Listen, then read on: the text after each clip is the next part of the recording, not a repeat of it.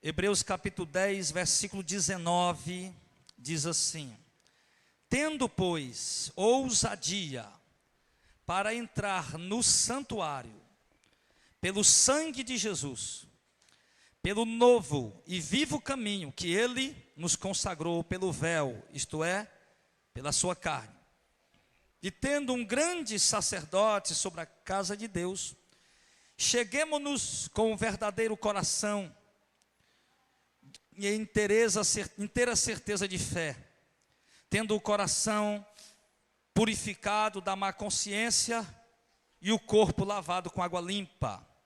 Retenhamos firme a confissão da nossa esperança, porque fiel é aquele que prometeu. Amém. Então ele está falando aqui, irmão, para os hebreus, numa linguagem que eles compreendem muito perfeitamente, porque o autor aqui usa a linguagem do sacerdócio levítico, do sumo sacerdócio levítico e do santo lugar. E os hebreus sabiam o que ele estava querendo dizer, que o sumo sacerdote representava o povo diante de Deus e oferecia ali sacrifícios e dons pelo pecado do povo. E o santo lugar, o santo dos santos, era onde o sumo sacerdote, só ele podia entrar uma vez por ano. E agora o autor de Hebreus aqui está falando para os hebreus, que agora nós temos um sumo sacerdote, que não é mais da linhagem de Arão, mas é um sumo sacerdote que é o próprio Filho de Deus. E que esse sumo sacerdote, que é o próprio Filho de Deus, Jesus, ele adentrou o santuário, não aquele santuário feito pelas mãos do povo judeu, dos homens, mas um santuário feito no céu pelo próprio Deus. E que Jesus estaria diante, não da arca do concerto, mas diante da presença literal de Deus lá no céu agora, representando, né, aqueles que creem. Então ele diz que por esse motivo, por termos esse sumo sacerdote, nós precisamos aprender a chegar ao trono da graça, à presença de Deus, com um coração sincero, com um coração reto e com certeza, com inteira certeza de fé.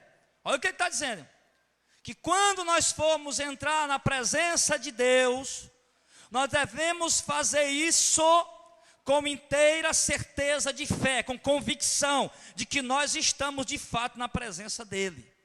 E quando nós, primeiro ele está mostrando do livre acesso que nós temos, nós podemos ir até Ele, através da oração por meio de Cristo. Que nós temos esse acesso livre, a porta está escancarada, para que qualquer um de nós quisermos irmos até Deus, por meio de Cristo, a gente consegue. Então nós temos que fazer isso com convicção, com certeza, sem dúvida, sem questionamento. Ou seja, você precisa ter certeza absoluta que todas as vezes que você se achega a Deus em oração, para buscar a Deus em oração por intermédio de Jesus, você está sendo ouvido por Ele. E você está na presença dEle, literalmente. Ele usa a linguagem do sumo sacerdote que entrava no Santo do Santo. E agora nós podemos entrar lá também por causa de Cristo. Amém? Então tenha essa certeza absoluta, que você pode entrar na presença de Deus. Nós sabemos que todos nós passamos lutas, porque aqui vai chegar um momento aqui que ele vai deixar claro que ele estava escrevendo isso aqui, esse momento aqui, para uma igreja que estava sendo perseguida, para um povo que estava sendo perseguido. Então nós sabemos que todos nós passamos lutas. Todo mundo que está aqui passa adversidade. Ainda agora à noite eu estava falando com a irmã e um irmão aqui do meu lado. Nunca diga que o seu problema é maior do que dos outros, porque o seu problema é grande para você e o do irmão é grande para ele. Nunca considere o seu problema mais importante do que o de ninguém, porque todos temos problemas. Todo mundo que está aqui tem lutas, tem dificuldade. Pode estar bom numa área, mas na outra pode estar passando dificuldade. Pode estar bom num momento da sua vida, em alguma área da sua vida, mas em outra pode estar passando uma grande tribulação, uma grande luta. Ainda você viu agora à noite Gilmar falando de um rapaz que tentou tirar a própria vida, que estava querendo se suicidar, estava querendo tirar a sua própria vida. Então o desespero chegou tanto ao ponto, a pressão de Satanás, a opressão do inimigo, a perseguição dos demônios, de tentar a pessoa fazer isso consigo mesmo. Então é muita luta, adversidade. Mas nós não podemos, irmão, Independente do grau de luta, de problema, dificuldade, mesmo que seja dentro de casa com a esposa atribulada, ou mulher atribulada, mesmo que seja com o marido atribulado, ou homem atribulado, mesmo que seja o que for a luta, a adversidade, você precisa aprender a confiar em Deus, a confiar no Senhor. Não esmurecer por causa disso, mas ter convicção, ter certeza de que você pode ir a Ele, buscar consolo nele através da oração. Que você pode recorrer a Ele ali, de joelhos dobrados, clamando, gemendo, chorando aos pés do Senhor. E buscar o consolo dele. Algumas pessoas às vezes ligam para mim chorando. E eu ali procuro aconselhar o irmão da melhor forma possível. Mas sempre que eu termino, eu digo, irmão, agora essas lágrimas que você derramou no telefone, vá lá e derrame aos pés do Senhor. Lá é o lugar certo de você derramar essas lágrimas aos pés do Senhor. Ele diz que nós temos que aprender a ter confiança no Senhor. E infelizmente, irmão, muitas vezes existe uma falta muito grande de confiança em Deus. Se a gente tem dinheiro, a gente confia no dinheiro que tem. Se a gente tem um transporte, confia no transporte que tem. Se a gente tem uma casa, confia no abrigo que tem. Se a gente tem amigos, confia nos amigos que tem. Mas a confiança em Deus, parece que ela está meio assim, meio aqui em falta, meio que abalada. Não que Deus tenha sido infiel para dar a você desconfiança da ajuda dele, mas é porque a incredulidade, a frieza, a inércia de muitos cristãos tem trazido essa falta de confiança, tem gerado neles essa falta de confiança. Nós temos que ter essa confiança, irmão, que você é uma mulher de Deus, você que é um homem de Deus, que você pode sim ter acesso livre à presença de Deus, ao trono de Deus, diante do próprio Deus. Você pode falar com Ele pessoalmente, diretamente. Nós não podemos deixar, irmão, que esses pastores de hoje que se intitulam sacerdote, que não tem um pastor é sacerdote, a igreja inteira é sacerdote. O pastor não é o sacerdote da igreja, ele é o que guia o rebanho. Mas o que eu vejo muito hoje em dia, né, nesses megas pastores, é que eles tentam tornar as pessoas dependentes deles. Traga seu pedido de oração, traga para mim que eu vou levar para o monte. Como se você não pudesse levar a sua oração diante de Deus. Pois eu vou lhe dizer que do jeito que Deus ouve a oração do apóstolo Paulo, do mesmo jeito ele ouve a sua oração. Mas eles estão ensinando o povo que a depender deles, a ser dependente deles, a depositar confiança neles. Já percebeu isso? Os irmãos que estão com os olhos abertos, entendendo aí o movimento apóstolo, estão percebendo isso. A confiar neles, a ter esperança neles, na oração deles. E é por isso que muitas vezes esse pedidozinho de oração vem no envelope, né? Irmão, bote aqui sua oferta, faça seu pedido de oração, nós vamos levar para o monte. Aí o que é que acontece? O irmão aprendeu aquilo, você acha que não pode ir diante de Deus, que Deus vai ouvir mais a oração dele do que a sua, aí você acaba fazendo isso, e isso é uma total falta de conhecimento bíblico. Total falta de conhecimento bíblico. Então, ele diz muito claramente que nós temos esse acesso para com Deus. Amém, irmão? Você vai usar esse acesso agora, amém? Agora é um detalhe. Ele diz que nós temos que chegar a Ele com um coração verdadeiro, não pode ser falso. Tem que ser um coração verdadeiro. Eu não posso chegar diante de Deus com falsidade. Eu tenho que chegar diante de Deus com sinceridade. Eu olho para a oração, por exemplo, de Abacuque. A gente tem que aprender uma coisa, irmão, porque tem gente aí aprendendo a cobrar Deus. Isso é totalmente inconveniente. Nós temos que cobrar Deus de quê? A única coisa que Deus não dá para o pecador é jogar ele no inferno. Então a única coisa que o homem pode cobrar a Deus é: Senhor, me joga logo no inferno de uma vez por todas. Que o salário do pecado é a morte, né? Salário é dívida, né? O que Deus deve ao pecador é isso, é jogar ele no inferno e acabou. Homem nenhum pode chegar diante de Deus e chegar: Senhor, eu dei, o Senhor tem que me dar. Não pode cobrar nada de Deus. Não pode. Mas a oração sincera é outra coisa. Olha para Abacuque: Senhor, até quando o ímpio prevalecerá contra o justo? Olha a oração de Abacuque. Ele não estava sendo arrogante, prepotente. Não, ele estava ali falando com Deus: Senhor, tu podes tudo. Até quando o Senhor vai permitir isso, Senhor? Até quando o Senhor vai nos socorrer? Aí você vê a outra oração, se eu não me engano, do profeta Zacarias, que pergunta: Senhor, até quando o Senhor não vai ajudar Israel? Até quando a tua ira estará sobre eles? Estava lá no cativeiro babilônico, aqueles 70 anos, pela mão de Nabucodonosor. E ali eles perguntam: até quando, Senhor, o Senhor não vai ajudar Israel? Até quando a tua ira vai permanecer sobre o teu povo? Eles fazem essa pergunta. Você vê sinceridade na oração. Uma oração sincera. Então tem que chegar diante de Deus com um coração sincero. Se eu estou triste, angustiado, aflito, necessitado de alguma coisa, não adianta eu chegar a Deus com conversa, com meias conversas. Ô Senhor, eu sei que tu podes resolver isso. Eu sei que tu podes fazer isso. Senhor, me ajuda. Senhor, me socorre. Senhor, eu estou triste. Senhor, eu estou frustrado. Senhor, eu estou desanimado, Senhor. E sabe, um coração sincero diante de Deus. Isso nesse sentido da petição. Sentido da petição. Mas também um coração sincero de quê? Um coração sincero de confiar nele, de confiança nele. Aquele coração sincero de saber que você confia nele, que não há dúvida da sua confiança nele. Um coração sincero, sem hipocrisia, sem falsidade. Um coração sincero. Senhor, eu estou com raiva de alguém, eu estou com ódio de alguém. Senhor, eu estou aqui, enfim, um coração sincero em todos os sentidos. E isso é importante, ele diz aqui. E outro ele diz aqui, um coração sincero, inteira certeza de fé. Você não precisa ter dúvida que Deus está ali ouvindo. Tanto no Salmo, como o apóstolo Pedro diz, que os olhos do Senhor estão sobre os justos. E os seus ouvidos atentos às suas orações. Então o que ele está dizendo?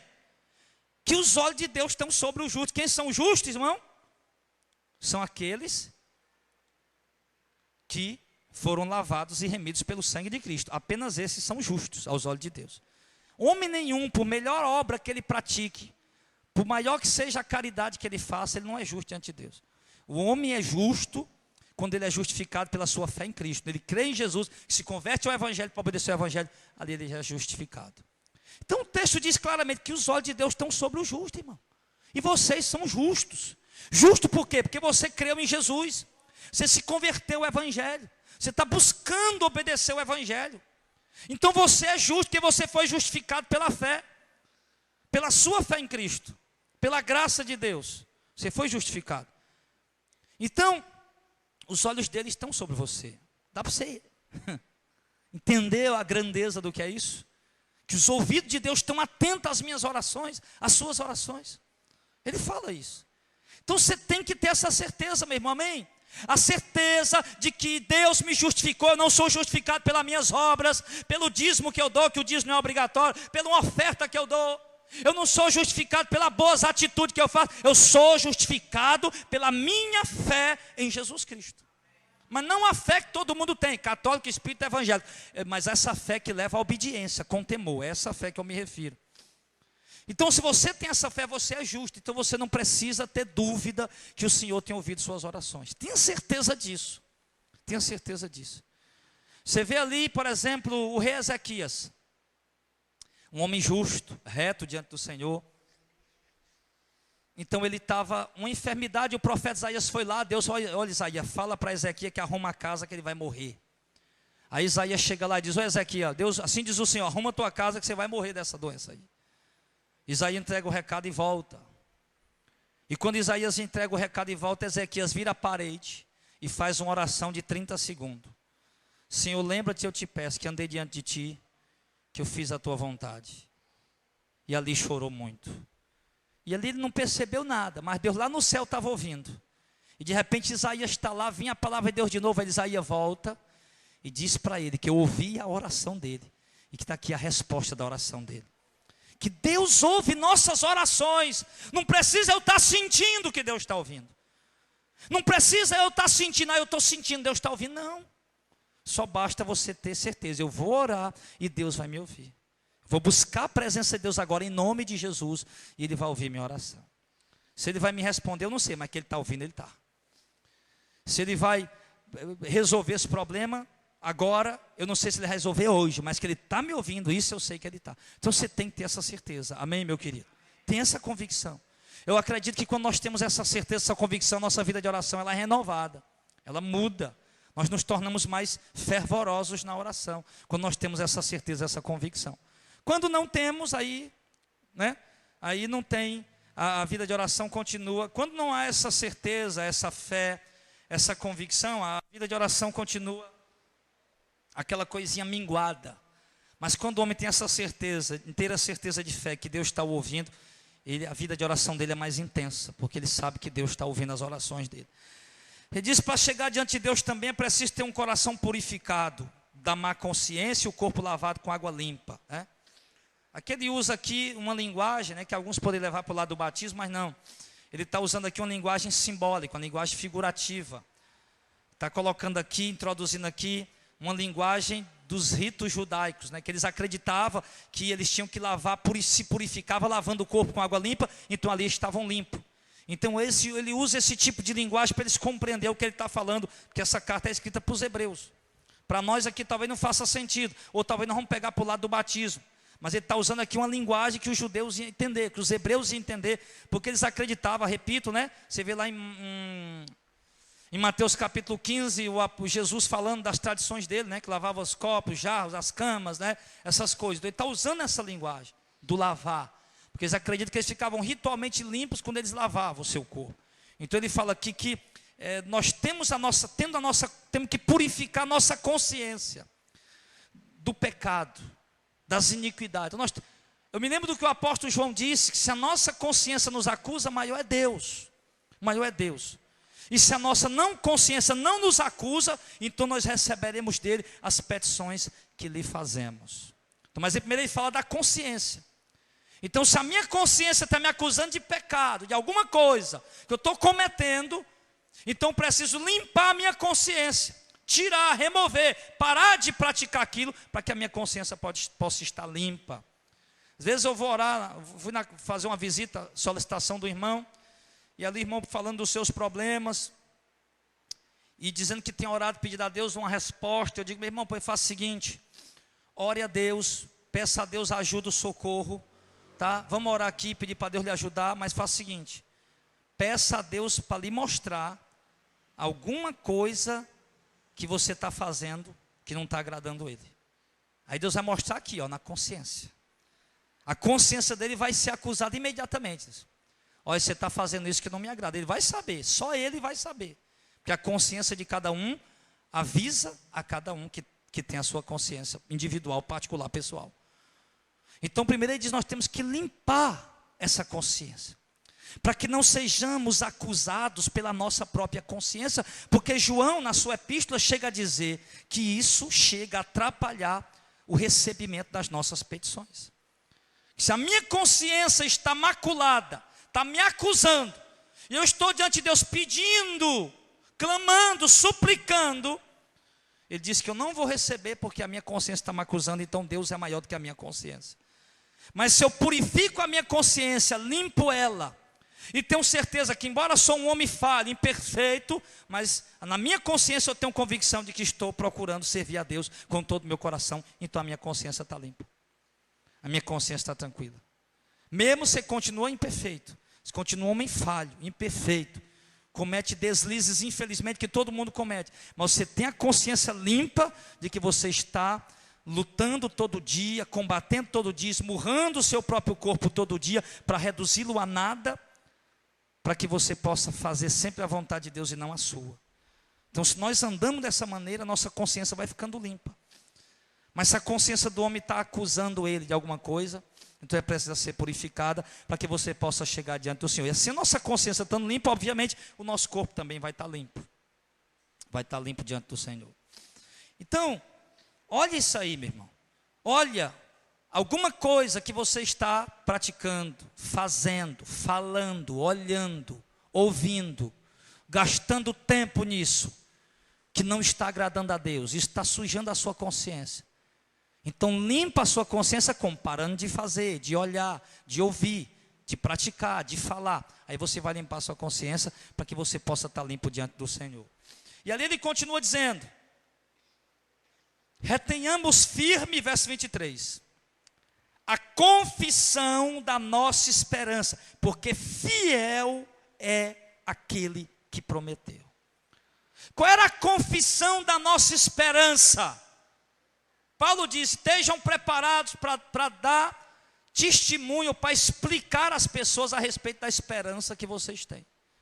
Qual é a confissão da nossa esperança? É que crendo em Jesus Cristo, pela misericórdia de Deus, alcançaremos a vida eterna. Qual é a confissão da nossa esperança? É que crendo em Jesus Cristo, pela graça e a misericórdia de Deus, nós temos uma herança viva, concreta, palpável, como qualquer outra coisa, guardada no céu para nós. Isso é a confissão da nossa esperança. Então nós temos que reter isso, ó, com firmeza. Reter a confissão dessa esperança com firmeza. Por quê? Porque quem prometeu é fiel. E quem prometeu quem foi? Foi Deus. Por intermédio de quem? De Jesus, do Filho.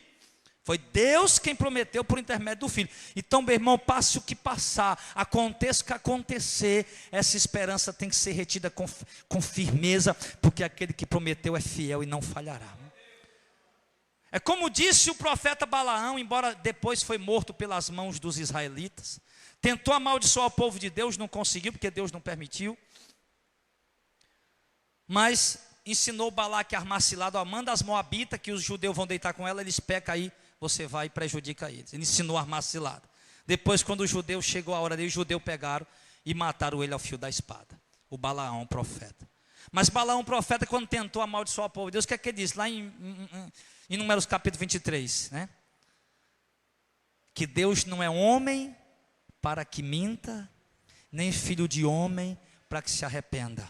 Porventura diria ele e não faria, ou falaria e não cumpriria? Eis que eu recebi ordem para abençoar e não posso amaldiçoar. Balaão disse isso, porque Deus havia prometido àquele povo: eu vos tirei da terra do Egito, da caçavidão, e levarei vocês para uma terra que manda leite e mel. Deus tinha prometido, ninguém podia barrar o caminho daquele povo meio do deserto.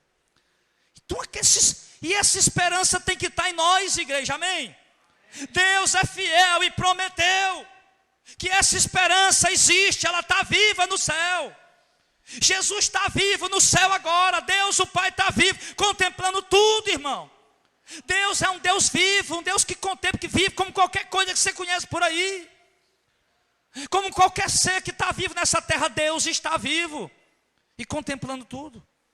Então esse Deus vive e fiel, que é eterno e sempre eterno, que não teve começo de dia nem fim de dia, esse Deus, Ele fez a promessa, e nós temos que guardar ela com firmeza. Por isso que Paulo diz, olha, em 2 Tessalonicenses 4, quando fala do arrebatamento, né? 2 Tessalonicenses 4? 2 capítulo 2. 1 Tessalonicenses capítulo 4, do verso 15 ao 17. Aí por isso que em outro momento Paulo diz, nós que ficarmos vivos para a vinda do Senhor, não vamos subir primeiro do que os que morreram, não. Nós vamos subir todo mundo igual, ele explica isso. Mas o que é isso? Ele tinha certeza que ia estar vivo para a vinda do Senhor. Mas quando chegou a hora de Paulo ser decapitado, mesmo ele tinha certeza que ia estar vivo para a vinda do Senhor, e quando chegou a hora dele, estava preso em Roma, e ir para a mão do carrasco para ser decapitado, naquele momento Paulo não duvidou da promessa de Deus. Paulo pode ter dito, eu vou morrer, eu sei que eu vou morrer, foi sentenciado, mas a promessa de Deus permanece porque Ele é fiel. Eu não vou poder estar vivo para presenciar o arrebatamento, mas eu vou morrer, porém vou ressuscitar para subir junto com a igreja que vai subir. Paulo tinha essa certeza. Então ele morreu nessa convicção, retendo essa esperança. E às vezes, irmão, parece, não? Que muitos de nós não temos mais essa esperança. Que a gente acaba se desesperando da vida, se desesperando do mundo. Acaba se desesperando, querendo jogar tudo para o alto. Por que eu vou me desesperar e jogar tudo para o alto? Se Deus me fez uma promessa tremenda, eu tenho mais é que guardar essa promessa e permanecer esperando. Porque o Deus que prometeu é fiel para cumprir.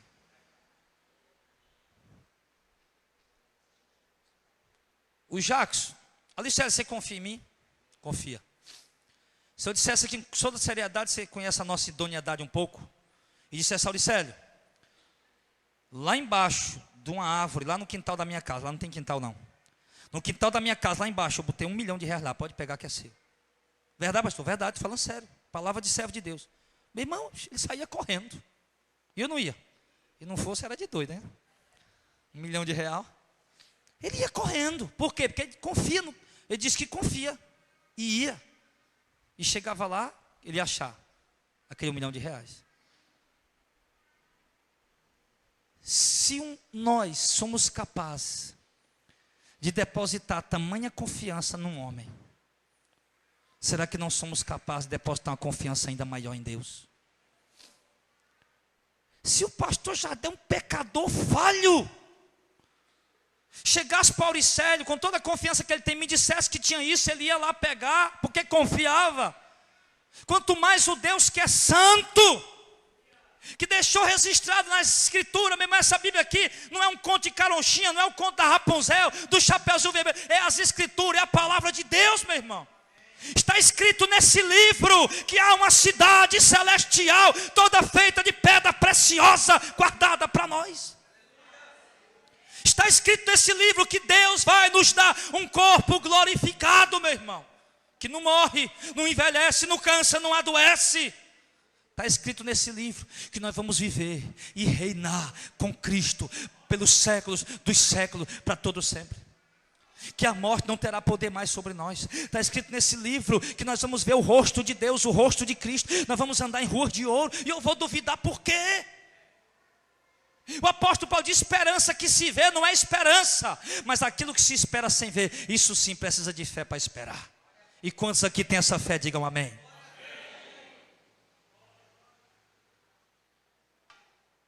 Será que você tem mesmo, meu irmão? Será que não é só o calor da emoção da pregação, não? Porque eu não estou pregando aqui para emocionar, eu estou pregando para que fé venha nascer no seu coração. Eu não estou pregando para despertar em você emoção, estou pregando para despertar em você fé. Fé. Fé, ela é muito maior do que emoção. Olha o que é emoção. Eu estou triste hoje eu não vou para o culto não. Eu estou triste hoje, eu não vou orar hoje não. E não vai mesmo.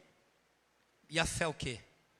Estou tão triste hoje, mas eu vou sim para o culto. Estou tão triste e desanimado hoje, mas eu vou sim orar. A fé, ela vai. A fé não se importa com as emoções. A fé, o homem que tem fé, a mulher que tem fé, ele despreza todas as emoções que ele está sentindo. Ele ultrapassa isso, ele está lá na presença de Deus. Independente de qualquer emoção que ele esteja sentindo. A fé supera isso.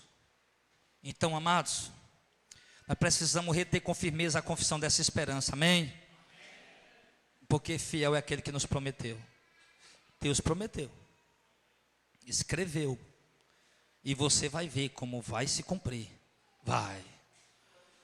Você vai ver daqui 100 anos, se você for fiel a Deus, onde é que você vai estar?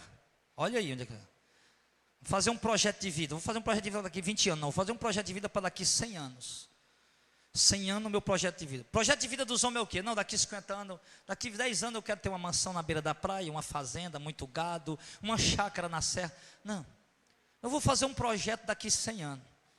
Eu vou ser fiel a Deus, porque o projeto terreno eu vou juntar na poupança, papapá, trabalhar, vender isso, para poder... Não, e o projeto para 100 anos é o seguinte: vou ser fiel a Deus, obedecer a palavra do Senhor, andar na presença dEle, buscar Ele em oração, renunciar ao que Ele mandar, obedecer à vontade dEle, e daqui 100 anos eu vou estar morando com Ele, lá no céu.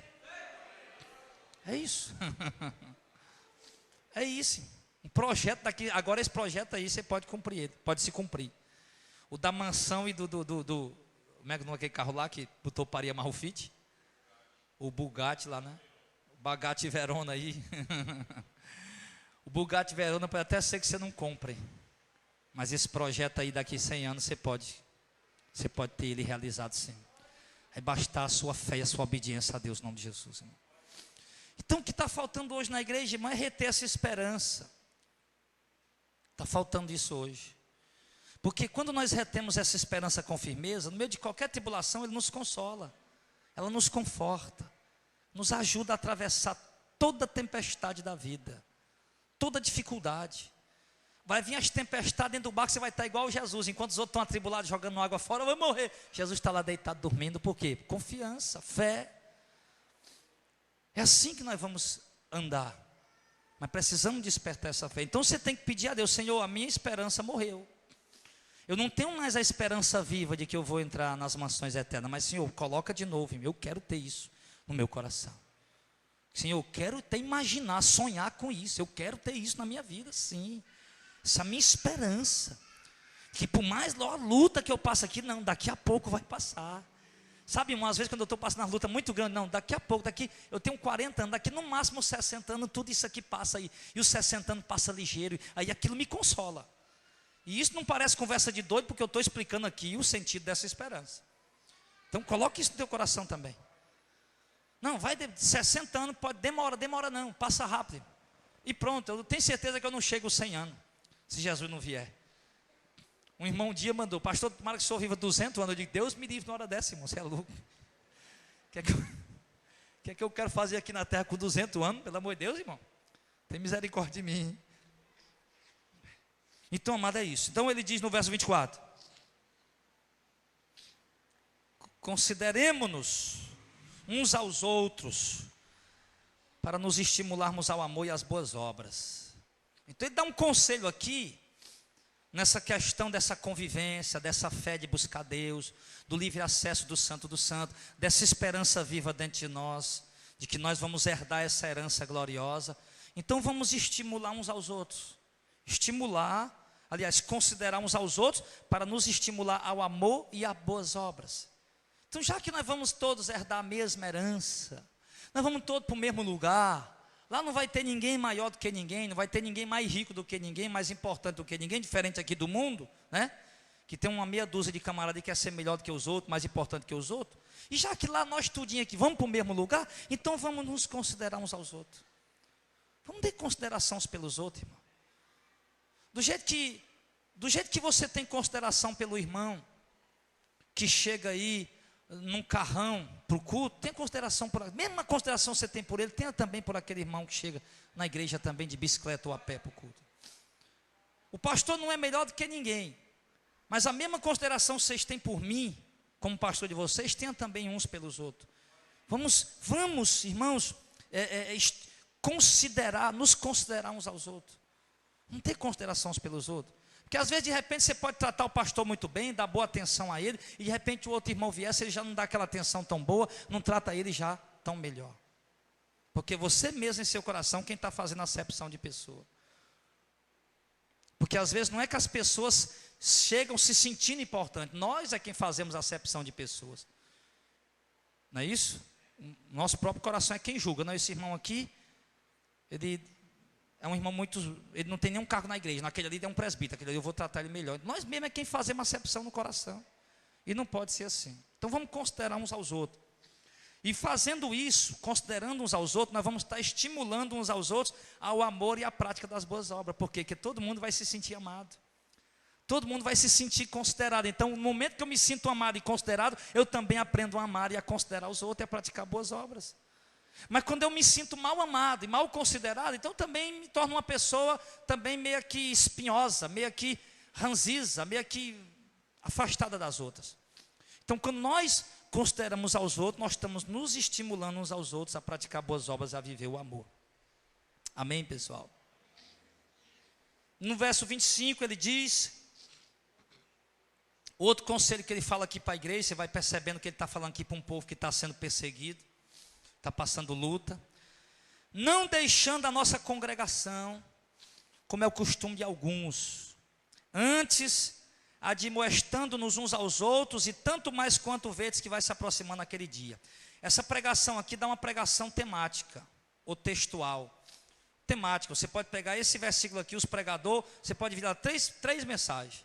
Aliás, numa pregação com três pontos a ser observados. Não deixar a nossa congregação, como é o costume de alguns. Segundo ponto, devemos admoestar uns aos outros a permanecer na congregação. E o terceiro ponto, porque o dia está chegando perto. Então você pode desenvolver uma pregação disso aí, Auricélio.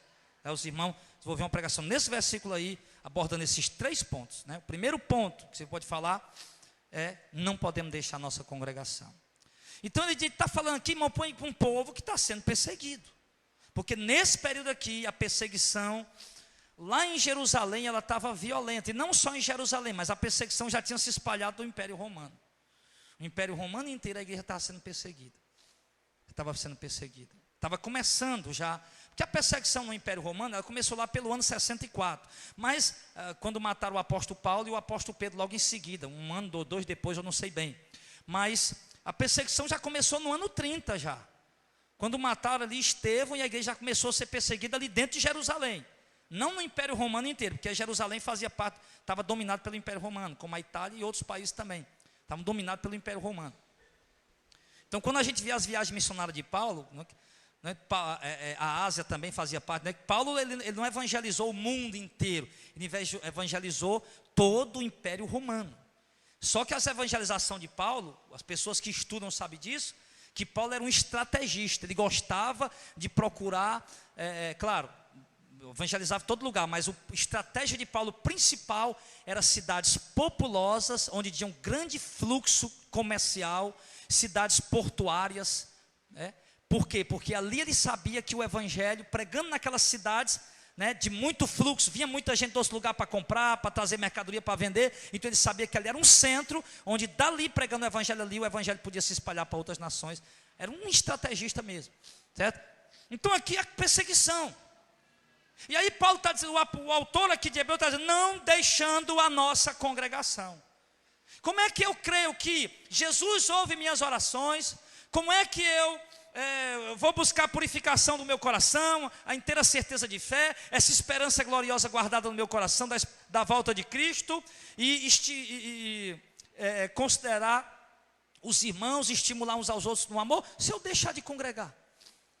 Então ele diz, não deixe a sua congregação. Agora vale ressaltar que Paulo se refere à congregação dos santos, porque naquele tempo já havia muitas heresias surgindo, né?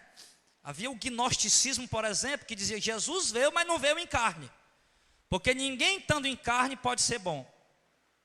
A carne é 100% mal, o espírito é 100% bom.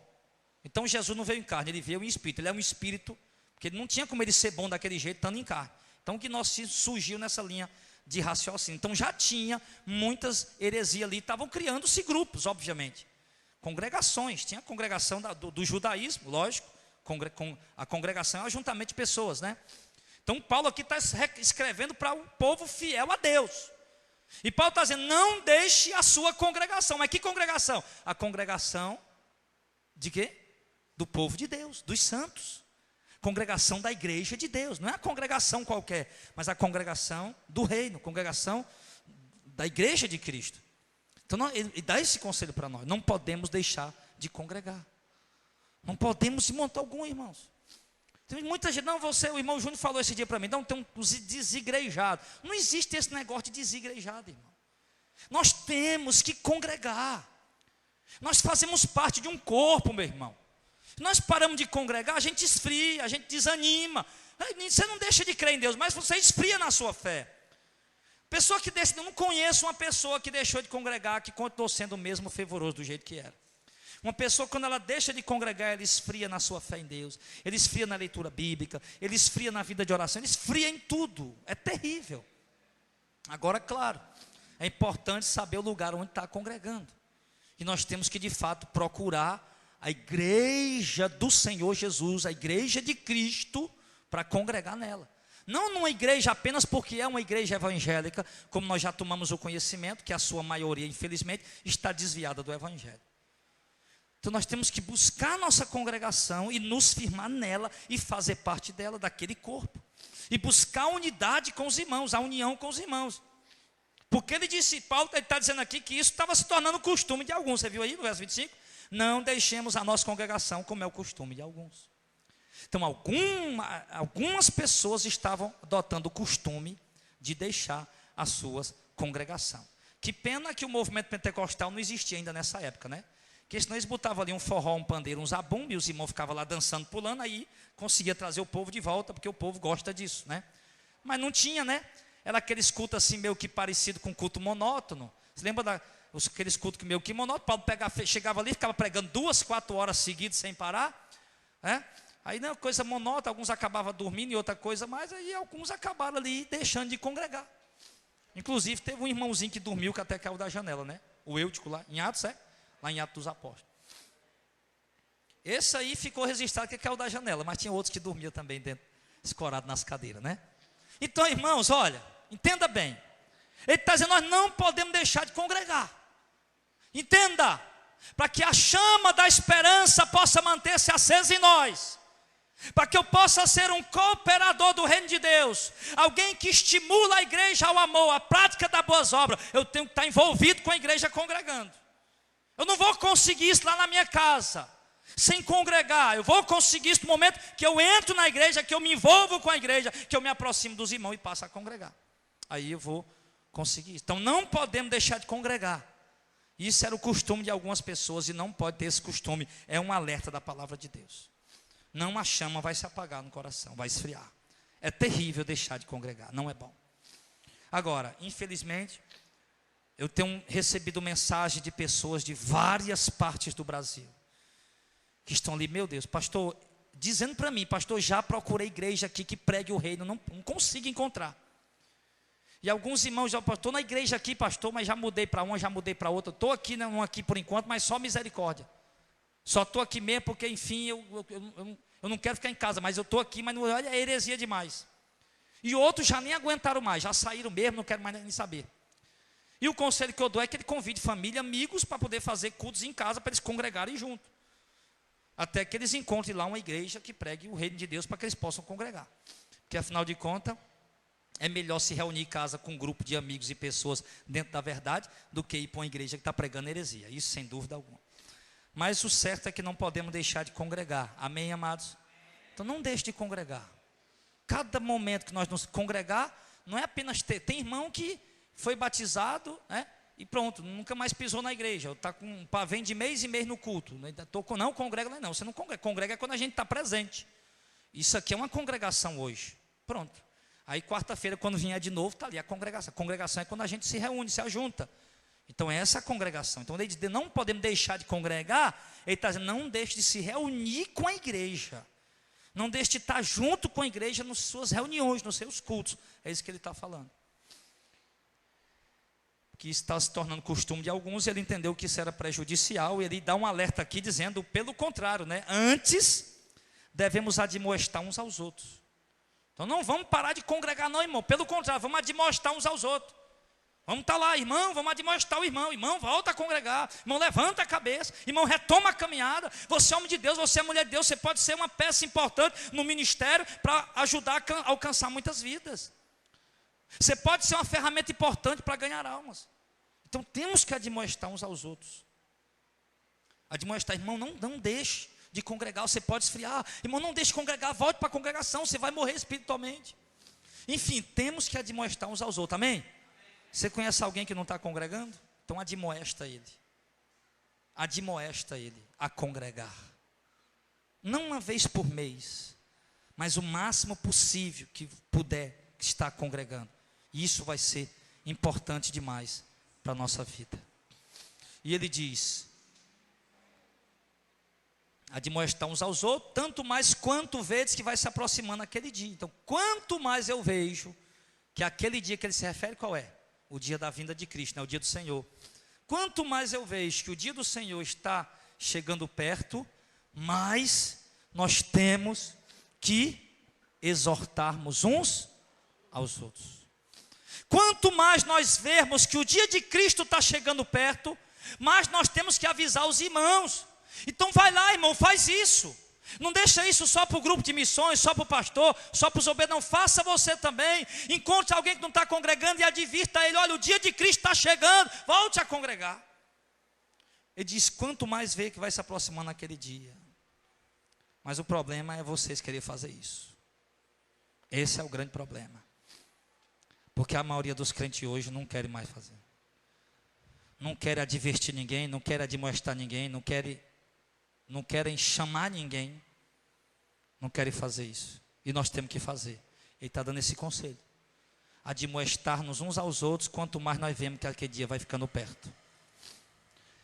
Isso vai ser também bom para nosso crescimento espiritual, no momento que nós fazemos isso. Verso 26.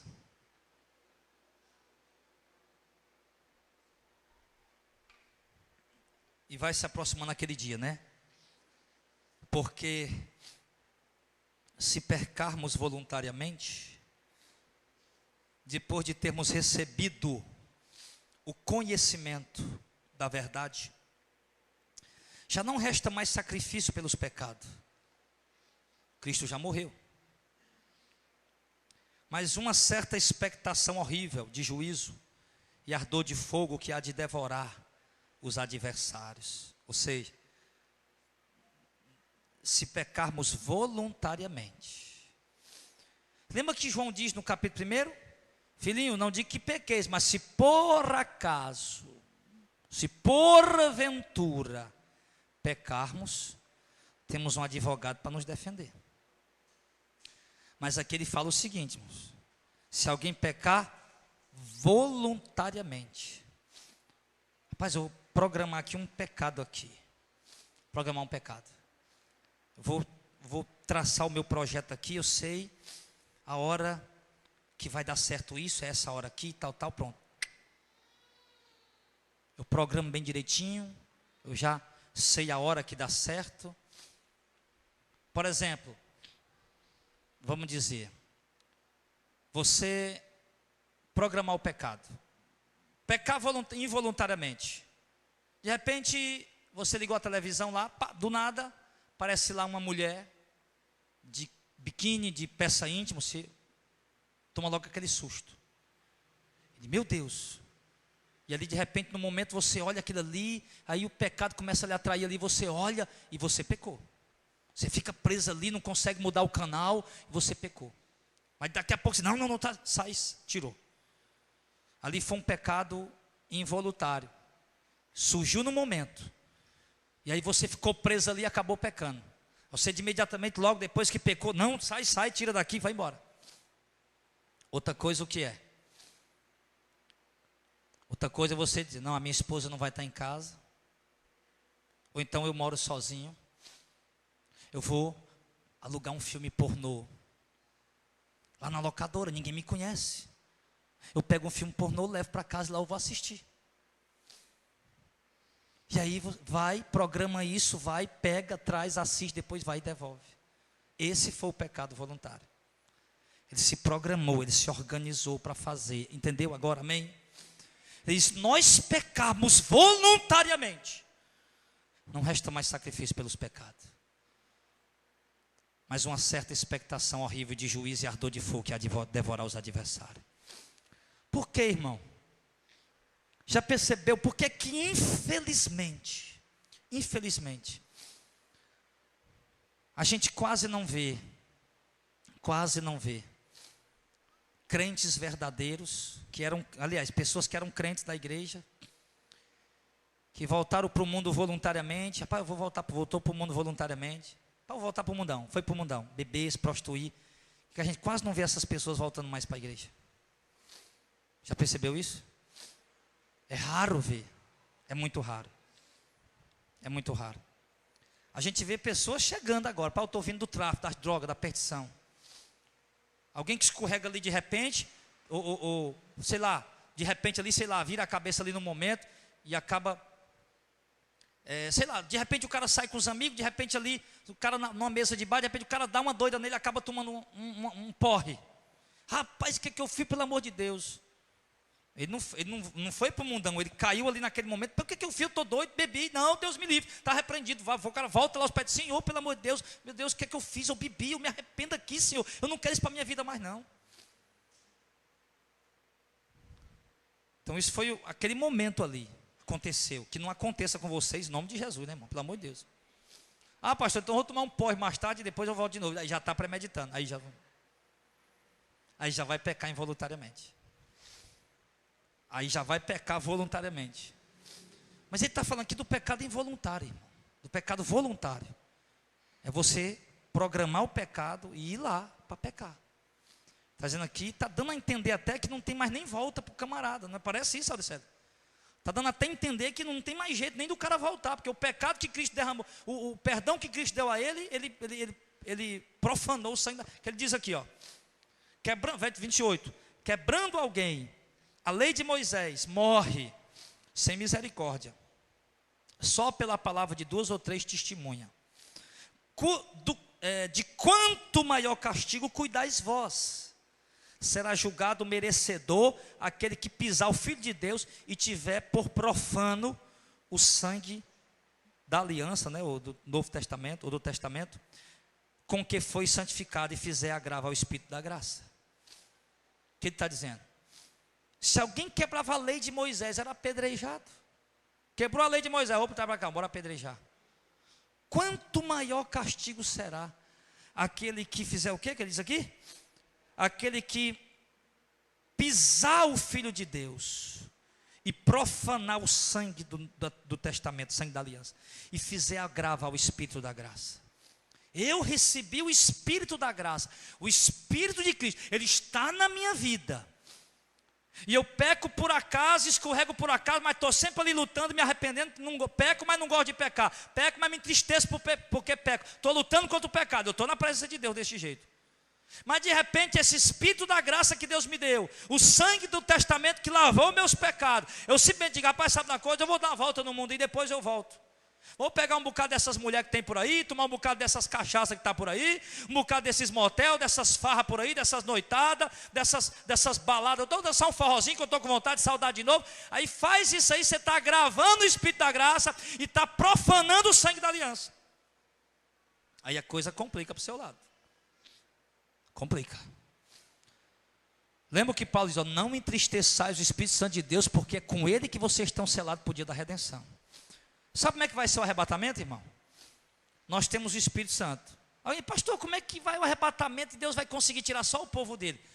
Nós temos o Espírito Santo. Ao dar da ordem, Deus, aqueles que têm o Espírito Santo, o próprio Espírito Santo os levará ao encontro de Deus e ali transformará o nosso corpo abatido para ser conforme o corpo glorioso de Cristo. E o Espírito Santo é quem vai fazer esse trabalho.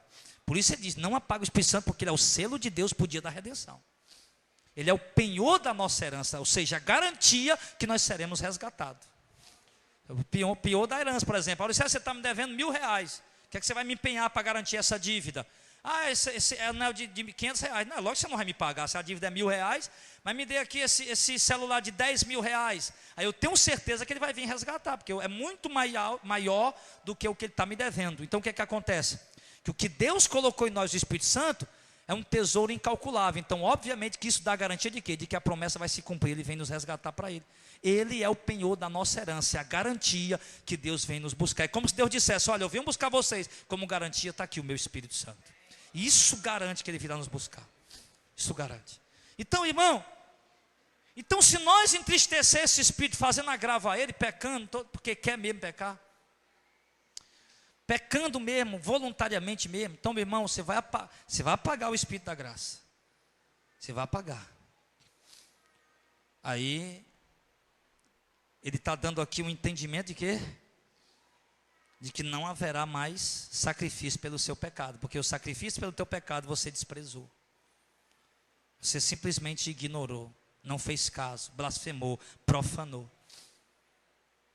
E você apagou o Espírito Santo. A única garantia de que você ia ser salvo. Perdeu. É perigoso? É perigoso. Continua. Porque bem conhecemos aquele que disse, verso 30. Minha é a vingança, eu darei a recompensa, diz o Senhor. E outra vez ele diz o quê? O Senhor julgará o seu povo. Horrenda coisa é cair nas mãos do Deus vivo. Vendo? Que ele diz, nós conhecemos aquele muito bem que diz, minha vingança. Os hebreus conhecem, está falando para os hebreus. Nós, irmão, nós não conhecemos não. Nós não conhecemos aquele que diz minha vingança. Os hebreus conhecem. Por quê? Porque Deus enviou Jeremias, enviou Isaías, enviou muitos profetas. Lá, no tempo dos reis, se arrependam. Não enviarei a destruição do norte, se arrependam. Não enviarei os caldeus, uma nação horrível, que não tem misericórdia de nada, se arrependam. Eles não se arrependeram. Deus enviou os caldeus. A ira de Deus veio contra eles. Mataram mulher, criança, menino, levaram o povo 70 anos no cativeiro. A ira de Deus em cima deles. A ira de Deus. Então os judeus, rapaz, o autor está dizendo aqui, ô hebreus, vocês conhecem muito bem o Deus que disse, minha vingança eu retribuirei, diz o Senhor. Eu darei a recompensa. Então ele diz, não queira cair nas mãos do Deus vivo, porque horrenda coisa é cair nas mãos do Deus vivo. Horrenda coisa. Um dia do arrebatamento, o Senhor virá nas nuvens do céu, com uma aparência gloriosa para aqueles que o esperam, mas com semblante de ira para aqueles que não creram nele. Não sei que tipo de aparência você vai ver o Senhor naquele dia, se é o semblante de ira dele, ou se é o vem bendito do meu Pai. Mas ele está dizendo aqui para nós o quê? Que a vingança pertence a ele. Ele vai dar a recompensa, diz o Senhor. Sim. E o Senhor julgará o seu povo, e nós já estamos sendo julgados. Paulo diz que o julgamento começa pela casa de Deus. Nós temos que ser julgados antes do arrebatamento e antes da nossa morte. O crente está sendo julgado antes de morrer e antes de ser arrebatado. Porque depois da morte, do arrebatamento, não tem mais julgamento para nós. Apenas aquela forma simbólica que eu já expliquei aqui para os irmãos. De estarmos do lado direito só para ouvir, vem de bendito do meu Pai, para dar testemunho para os ímpios que não creram na igreja de Cristo. Não aceitaram e perseguiram a igreja de Cristo. Mas o julgamento da igreja já começou agora. Nós estamos sendo julgados todo dia. Pelas minhas obras, pelo que eu faço, pelo que eu pratico, nós estamos sendo julgados. Então, por isso ele diz, o Senhor julgará o seu povo e a horrenda coisa cai nas mãos do Deus vivo. E continuando, lembrai-vos porém dos dias. Agora olha como ele está falando aqui, irmão, para um povo que está passando tribulação. Verso 32. Lembrai-vos porém dos dias passados, quando começaram a caminhada com Cristo, depois de seres iluminados, depois de receber a revelação do Espírito Santo, suportar-te com grandes combates e aflições, em parte fosse feito espetáculo com vitupérios e tribulações. Vitupério quer dizer humilhação, a pessoa ser envergonhada em público. E em parte fostes feito participante com os que assim foram tratados, porque também vos compadeceste dos que estavam na prisão, e com gozo permitiste a expoliação dos vossos bens, sabendo que em vós mesmos tendes no céu uma possessão melhor e permanente. Presta atenção no que ele está dizendo. Para aqueles irmãos, a perseguição está muito grande. Muitos estão ali angustiados, aflitos, atribulados de verdade. E ele diz para eles assim, irmãos, você que está aí pensando em desistir, é isso que ele está falando. Você vê que ele falou não deixar de congregar, como é costume de alguns, Falou da confiança que nós temos, que nunca pode perder essa confiança de estar diante do Senhor em oração, ter certeza que Ele está nos ouvindo. Falou da confiança também que nós temos que ter, da esperança que Deus nos propôs, porque Ele é fiel, porque alguns estavam desfalecendo por causa das perseguições. E ele traz à memória aos irmãos o quê? Lembrem do dia que vocês foram iluminados pelo Espírito Santo, aquela fé viva que queimou dentro de vocês e o fogo do primeiro amor, que vocês suportaram vitupérios, foram humilhados e envergonhados pelo nome do Senhor. Vocês suportaram tribulações pelo nome do Senhor e permaneceram fiéis. Vocês sofreram, foram presos e se compadeceram dos irmãos que estavam presos, como se vocês estivessem presos com eles por causa do Evangelho. Vocês aceitaram com alegria a expoliação dos bens de vocês, ou seja, as autoridades judaicas e romanas, no que vocês fugiram para não morrer, pegaram os bens de vocês e confiscaram e expoliaram entre eles, dividiram entre eles. E vocês não se importaram em ter perdido tudo, em ter perdido bens materiais, em ter perdido as riquezas materiais que vocês tinham, e serem perseguidos. Vocês não se importaram, lembra não dessa fé que vocês tinham? E agora vocês estão querendo desistir? É isso que ele está falando. E isso está acontecendo com muita gente no nosso meio, irmão. Lembra daquele tempo que você era fervoroso? Lembra daquele tempo que você vivia aos pés do Senhor, e você fazia grandes renúncias, que você sofreu pelo Senhor e você chegou até aqui, e agora você pensar em desistir? Não desista, pelo contrário, seja ainda mais firme no Senhor, porque vocês devem ter certeza que há uma possessão maior e permanente guardada no céu para vocês. E ele diz no verso 35, não rejeitei pois a vossa confiança, porque ela tem grande e avultado galardão. Ou seja, está tudo desmoronando em minha vida, eu já tive que fugir, tive que perder os meus bens, foi expoliado os meus bens, fui vituperado, fui envergonhado, fui humilhado, mas a minha confiança, eu não abro mão de confiar no Senhor.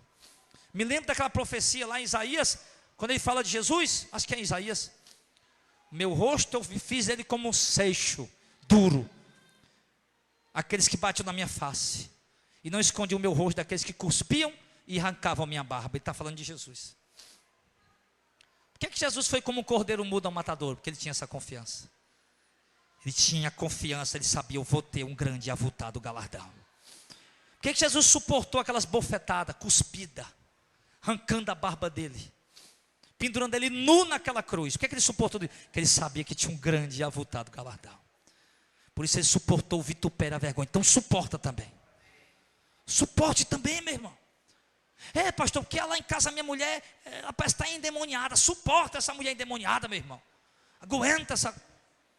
Pastor, meu marido parece que desde que não sei, desde sai um dia com um demônio, volta com 7, pior do que o que ele foi. Vai, aguenta esse homem, meu irmão, pelo amor de Deus. Mas não desista da presença de Deus. Pastor, estou passando grande luta, estou desempregado. Pastor, minha empresa está quebrando. Irmão, não vou lhe dar uma chave ungida para a sua empresa prosperar, não. Mas eu vou lhe dizer, seja fiel a Deus, meu irmão. Obedecendo a Ele, riqueza muito maior Ele vai lhe dar quando o Senhor vier. Seja fiel, Senhor. É porque desde que eu comecei a vir para Jesus, as coisas pioraram. E vai piorar mais ainda, pode ter certeza disso. Se quiser pular fora, pula logo. Porque vai piorar, o negócio vai piorar mais ainda. Deixa o anticristo chegar aí. Deixa ele baixar o decreto aí. Nós não vamos aceitar o CEDAW. A coisa vai ficar feia para nós, irmão. Então, se essa lutinha que você está passando aí, não, vai estar piorou desde que eu entrei para o evangelho, então pula fora enquanto há tempo, que o negócio vai ficar feio ainda mais. O diabo vai se levantar com o inferno inteiro. Você vai ver gente, meu irmão, da sua família que lhe amava, vai lhe perseguir. Vai ver gente da congregação que você fazia parte, armar cilada, lhe caluniar, lhe tentar fazer o mal. Vai piorar. Talvez você vá perder o emprego, porque o diabo vai estar na mente do teu patrão lá para botar você para fora, para você passar a tribulação, para ver se você volta para o diabo, para o demônio ou para as heresias. Talvez você vá bater o seu carro, talvez você vá ter um prejuízo grande aí. O diabo vai tentar fazer isso para ver se você se atribula e volta para a heresia ou para o mundão. Mas não, meu irmão, quebra tudo, como disse Abacuque, né? Mesmo que não haja fruto na videira, o fruto da oliveira, a minha confiança está no Senhor. Mesmo que as vacas sejam arrebatadas do curral, não tenha nem um leitezinho de cabrito para me beber, não tenha nem um cachozinho de uva para me comer, não tem problema, pode estar tudo seco, a minha confiança vai permanecer em Deus. Tem que ser assim, tem que ser dessa maneira.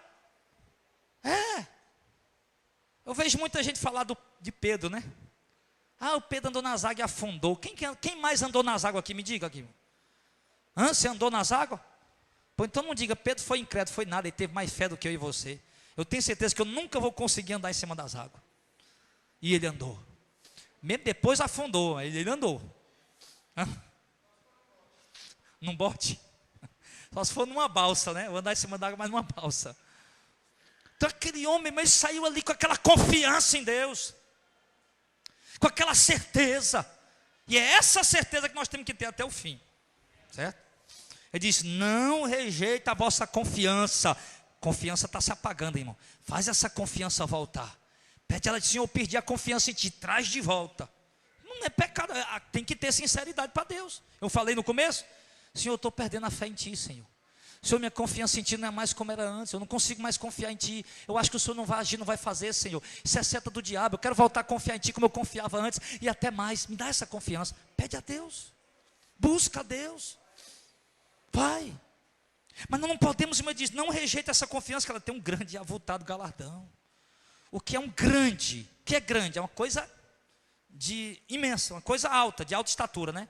E avultado, é uma coisa de grande volume. Ele está dizendo que o nosso galardão, daqueles que guardam a confiança até o fim, é grande e avultado, é enorme.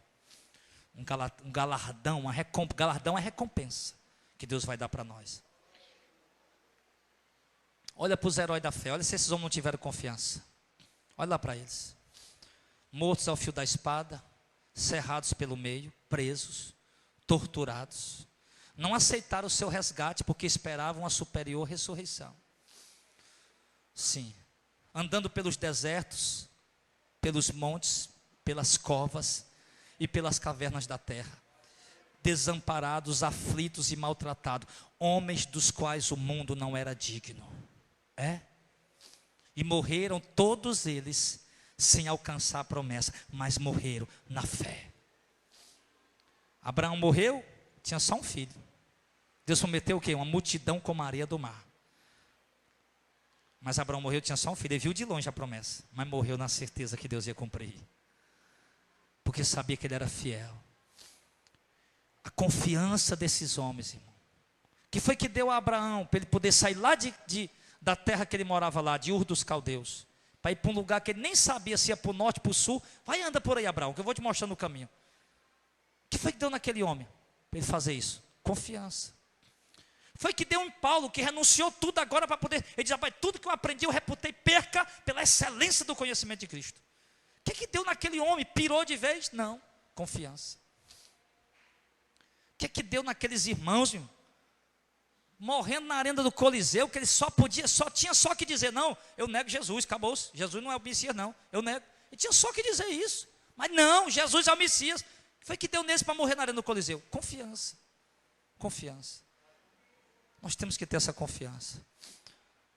As Escrituras dizem em Efésios que Cristo, pelo gozo que estava proposto, ele sabia muito bem disso, ele suportou a cruz, não fazendo falta da ignominia e da afronta e da humilhação. Pelo gozo que está proposto para nós, igreja, vamos suportar tudo. Tudo. Mesmo que hoje, como disse Paulo, nós pareçamos como lixo do mundo, a escória de todos, como condenados à morte. Mas sabemos quem temos crido e que Ele é poderoso para guardar o nosso tesouro até aquele dia. Aí ele diz aqui, no verso 36, nós vamos já concluir, falta só 3 versículos. Verso 36, porque necessitar de paciência, para que depois de haver desfeito a vontade de Deus, possais alcançar a promessa. Olha aí que coisa bonita. Você precisa de paciência para quê? Depois de ter feito a vontade de Deus, possa alcançar a promessa. Não, vou alcançar a primeira promessa para depois fazer a vontade de Deus? Não. Eu vou ter que fazer a vontade de Deus agora, na tribulação, nas percas, nas renúncias, para depois eu receber a promessa. E isso é que é a minha fé e a minha confiança. Então, primeiro eu faço a vontade de Deus, e no meio da vontade de Deus eu vou sofrer, como os apóstolos sofreram, a igreja sofreu, e nesse sofrimento eu permaneço na fé, aí então depois eu recebo o cumprimento da promessa. Amém? Porque ele diz que nossa leve e momentânea tribulação produz para nós um peso eterno de glória. Ou seja, toda tribulação que nós vamos passar aqui, ela é leve e momentânea, quando se compara com a glória que Deus vai dar para nós. E isso nós só vamos saber explicar naquele dia, somente naquele dia. E ele diz no verso 37, tentando animar os irmãos, sim, porque ainda um pouquinho de tempo, e o que há de vir virá e não tardará. Ele está tentando animar aqueles irmãos que estão abatidos, meio que desanimados. Afinal de contas, o arrebatamento já vem sendo pregado há muitos anos, e nada de arrebatamento, nada de volta de Cristo. Mas ele diz o que um pouquinho, aguarde só mais um pouco de tempo, porque ao que há de vir, virá e não tardará. Todavia, se tardar, deveremos esperar até que se cumpra o tempo de Deus. Mas, verso 38, ele diz: o justo viverá da fé. Ou seja, continuar crendo na promessa que Deus fez, mesmo sem tocar e ver. E se ele recuar, a minha alma não tem prazer nele. Se nós somos justos, nós temos que viver pela fé. E fé é o quê? Certeza daquilo que se espera, convicção daquilo que não se vê, e permanecer fiel a Deus, espera no cumprimento da promessa. Permanecer fiel na fé, sem recuar, porque se recuar, Deus perde o prazer na sua vida. Deus vai tendo mais prazer na vida do homem e da mulher de Deus, quanto mais luta ele passa, tribulação ele passa, mais ele permanece na presença de Deus na fé. Mas aqueles que vão recuando, o que é que ele diz? Que Deus perde o prazer na vida deles. E isso tem muita gente recuando, inclusive presidentes de ministérios, porque não conseguiu encher a igreja grande deles, não conseguiu ter a multidão de crentes que eles querem, então eles recuam na fé e vão pregar heresia e viver heresia para poder cumprir os propósitos dele. É muito melhor ficar ali com pouquinha gente, mas permanecendo na fé e esperar, se Deus quiser dar o crescimento, amém, né? Mas ficar na fé para depois receber a herança, do que se precipitar e perder a herança, certo? Então ele diz no verso 39, quem somos nós? Nós, porém, não somos daqueles que se retiram, que voltam atrás, que desistem para se perder, mas somos daqueles que creem para a conservação da alma. Amém, amados? Então nós somos esse. Você é desses também? Nós não somos dos que desistem, nós somos dos que permanecem. Então permaneça na fé, permaneça na presença de Deus, permaneça na vontade de Deus, na obediência a Deus. Permaneça, faça isso. E a palavra de Deus, eu não, mas a palavra de Deus nos garante que Ele nos dará uma recompensa que nada nesse mundo pode se comparar. Sabe, irmão, se pegasse todas as riquezas, dólar, euro, diamantes, ouro, pedras preciosas, tudo que tem no mundo, entregasse a você, ainda não seria 1/30 de centésimo da riqueza gloriosa que Deus tem para lhe dar. Então não troque o que Deus tem para lhe dar por nada. Apenas o autor de Hebreus reconheceu que os irmãos estavam cansados, que os irmãos estavam desanimados. E nós precisamos entender isso nessa hora. Que há muitos cansados e desanimados em nosso meio. Mas é importante que nós renovemos as nossas forças em Cristo e continuemos caminhando pela fé. Não pelas emoções, como eu disse. Se for para emoção, você vai parar mesmo.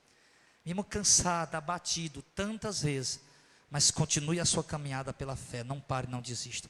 E pela fé faça sempre o que agrada a Deus. Renuncie sempre o que Deus quer que você renuncie. E procure viver sempre para a glória de Deus. E Ele nos garante que Ele vai nos recompensar. Amém, pessoal?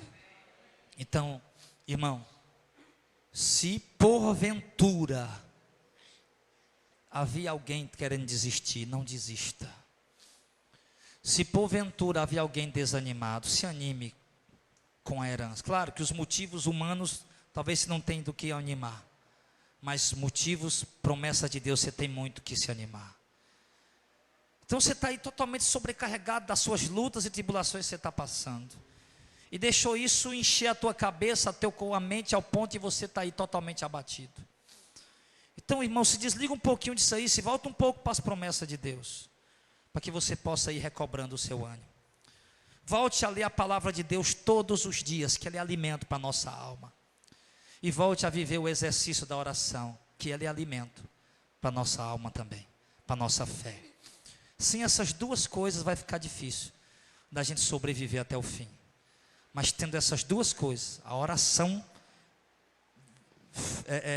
contínua e o alimento espiritual, bíblico contínuo também. Então isso vai nos dar alimento para a gente continuar caminhando por ainda muito tempo, até mesmo a vinda do Senhor. Amém? Então faça isso em nome do Senhor. Sempre que o diabo disser, não vai evangelizar, vá. Sempre que o desânimo, o diabo ou alguém, um homem usado pelo diabo disser, não vá para o culto, vá. Aquele pode ser o melhor momento da sua vida. Às vezes o cara pensa, eu estou tão frio hoje, de repente Deus chega com uma unção gloriosa que você se surpreende. Se surpreende. Isso acontece sempre. Nós só temos. Foi o povo lá do batismo do Espírito Santo, né? Lembra que quando Jesus subiu ao céu, era 500 ou era 400, irmão, lembra? 500 discípulos ali, 500, né? 500 olhando Jesus subir. Aí eles permaneceram ali, orando. Aí quando foi o dia de Pentecostes, tinha quantos orando lá? 120. Quer dizer que os outros não, estavam cansados de esperar. Ele prometeu, mas está demorando tanto, né? Os que ficaram lá, participaram da benção. Os outros só tomaram notícia do que aconteceu. Eu não quero que você tenha só notícia em casa. O culto, Deus hoje falou tremendamente, e a glória de Deus encheu a nossa vida. Não, eu não quero que você tenha só notícia. Eu quero que você esteja aqui para participar disso com a gente, amém? Só que para isso nós temos que ser perseverantes. Nós já evangelizamos tanto, nunca ganhamos uma alma. Mas no dia que você deixa de ir, os irmãos vão e ganham uma alma. Então vai sempre, porque você está participando daquelas bênçãos também, em nome de Jesus. Amém, amados? Sejamos perseverantes. Você já orou tanto e não sentiu a presença de Deus? Parou? Não, ore, porque de repente amanhã é o dia que Ele vai te envolver com aquela glória, aquele renovo. Não pode. Você já leu tanto a Bíblia, não está conseguindo receber uma revelação? Continue orando, que pode ser hoje à noite ainda que Ele vai lhe dar essa revelação. Então é tudo na perseverança da fé. Não pode se deixar vencer pelo desânimo. Em nome de Jesus, vamos perseverar, vamos ficar de pé em nome de Jesus.